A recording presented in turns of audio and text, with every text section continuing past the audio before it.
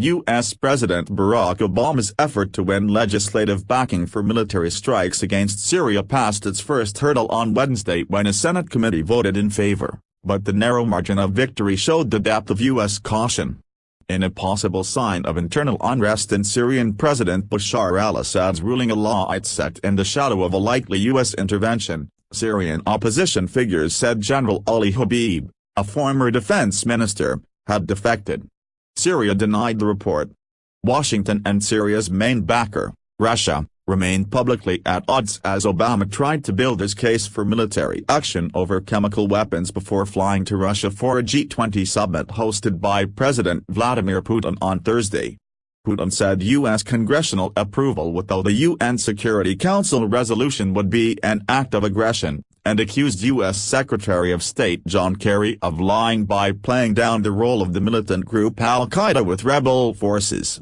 With Obama focused on building international support, administration officials kept up their campaign of persuasion in Congress, where deep U.S. skepticism about going to war was reflected in a House of Representatives hearing. Still, after much jockeying over the exact wording, the Senate Foreign Relations Committee approved the resolution authorizing the use of military force in Syria in a vote that avoided party lines, with Democrats and Republicans on both sides. The action cleared the way for a vote in the full Senate, likely next week. The committee voted 10-7 in favor of a compromise resolution that sets a 60-day limit on any engagement in Syria, with a possible 30-day extension, and bars the use of U.S. troops on the ground for combat operations. The administration is trying to balance the views of many in Congress who want a narrowly defined resolution against hawks such as Senator John McCain, who has pushed for a broader resolution that would allow direct U.S. support for rebels.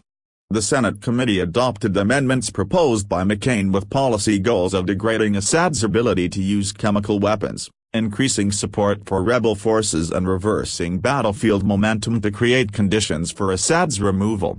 The authorization still faces significant resistance in Congress, where many lawmakers fear it could lead to a prolonged U.S. military involvement in Syria's civil war and spark an escalation of regional violence. The full Senate is expected to vote on the resolution next week. The House of Representatives also must approve the measure.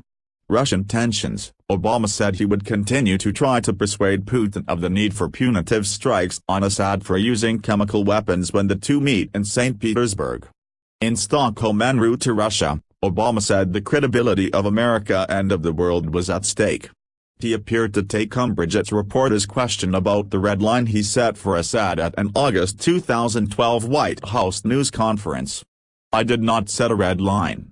The world set a red line," Obama said, referring to bans on chemical weapons use. Putin again questioned Western evidence. He accused Kerry outright of lying when, in urging Congress to approve strikes on Syria, Kerry played down the role of al-Qaeda in the rebel forces. Al-Qaeda units are the main military echelon, and they know this, Putin said. He is lying and knows he is lying. It's sad. Earlier, Putin had said in a pre-summit interview with the Associated Press that he could not absolutely rule out Russia supporting a UN Security Council resolution to punish Assad, if it could be proved he had used poison gas. Briefing members of Congress in Washington, Kerry said those comments were hopeful and there may be a road forward where Russia would consider not blocking action. Kerry played down concerns that any U.S. military strike over chemical weapons might provoke a clash with Russia. Foreign Minister Sergei Lavrov has made it clear. Russia does not intend to fight a war over Syria, Kerry told a hearing of the House Foreign Affairs Committee. A senior Western official said that while Moscow was unlikely to say so in public, there were signs Russian officials believe Assad was responsible for the deaths on August 21 and that it had strained Russian support for him, providing an opening for a new, concerted drive to end the conflict.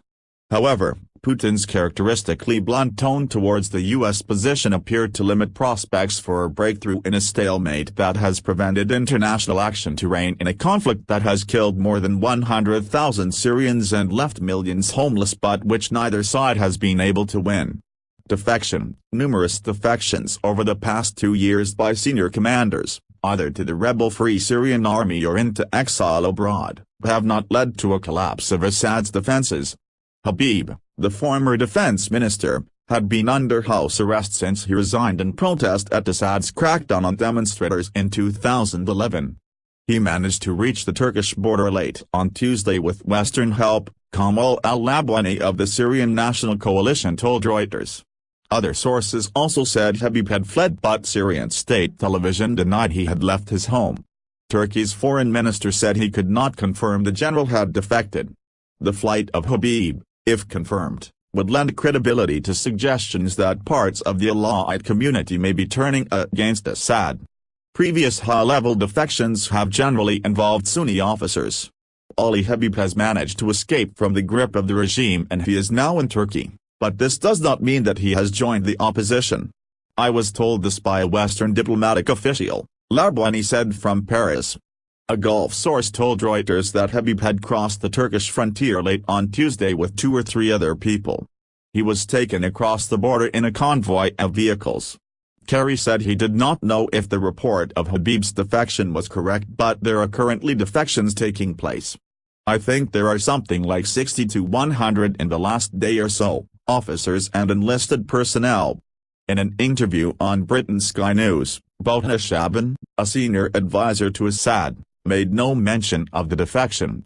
She said the world should wait for the outcome of a United Nations investigation into the use of chemical weapons and blamed groups linked to al-Qaeda for the alleged gas attack last month.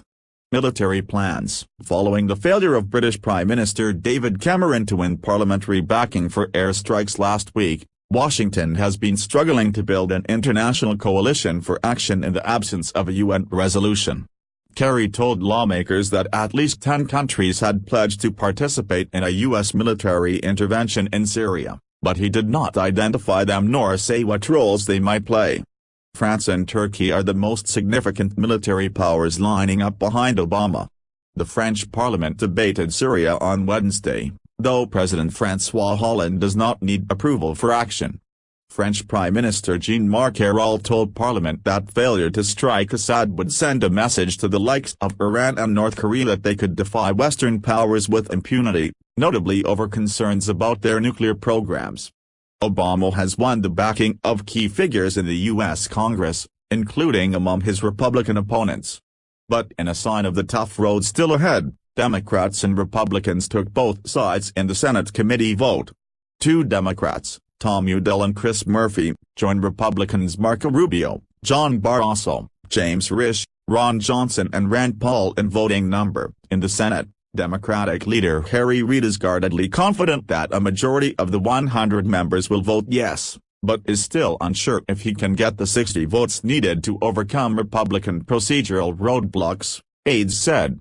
In the 435-member House, a senior Republican aide predicted that most of the 50 or so Republicans backed by the anti-big government Tea Party movement will vote no. A number of Democratic liberals are also expected to vote against the resolution, placing the final outcome in doubt. Additional reporting by Leila Bassam, Yara Bayoumi and Erica Solomon in Beirut, Paul Taylor and Job Irish in Paris, Alexandra Hudson in Berlin, Thomas Grove and Daria Korsunskaya in Moscow and David Alexander, John Whitesides and Susan Cornwell in Washington, Steve Holland and Matt Spietelnick in Stockholm, Michael Holden in London, writing by Alistair MacDonald and Claudia Parsons, editing by Giles Elgood and Jim Loney.